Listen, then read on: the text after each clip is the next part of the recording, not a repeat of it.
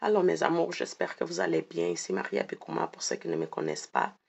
J'espère que tu vas aimer cette vidéo. Aujourd'hui, je vais te parler du célibat dans le mariage lorsque tu es marié avec un pervers ou une perverse narcissique. Vous savez, quand tu rentres dans une relation avec un pervers ou une perverse narcissique, tout est très intense au début. Tu as l'impression que tu as trouvé même cette perle rare que tu aurais pu ne jamais retrouver dans ta vie.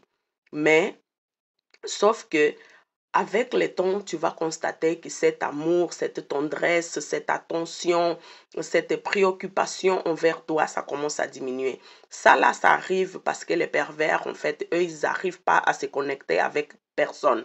Eux, ils font ça comme une protection. Ils ne veulent pas se connecter avec quelqu'un parce qu'ils considèrent que se connecter avec quelqu'un, c'est être faible. Tu vois, quand tu te confies, quand tu te ouvres à la personne, c'est comme si tu viens de dévoiler ce que tu en as le plus profond de toi. Et d'une certaine façon, tu t'affaiblis. Ce qui fait aussi que lui, il prend les informations que tu lui donnes et puis il passe à utiliser contre toi. Quand je parle de lui, je parle de l'abuseur, ok? Hein? Donc, c'est à peu près ça. Donc, quand tu es marié avec un pervers ou une perverse narcissique, c'est comme tu es seul dans la relation. Tu vas commencer à ressentir comme si c'est toi qui mènes les bateaux. Tu essayes de parler à la personne pour qu'elle puisse changer, mais malheureusement, rien ne va de l'avant parce que quand tu essayes d'en parler, la personne, elle fait que te rabaisser par rapport à ce que tu es en train de lui dire. Il commence à te faire du gaslighting. Le love bombing est parti, qui est cette partie-là, là où l'amour est très, très intense. Ça part, ça n'existe plus. Donc, tu commences vraiment à tomber dans une tristesse profonde. Tu ne comprends pas qu'est-ce qui se passe.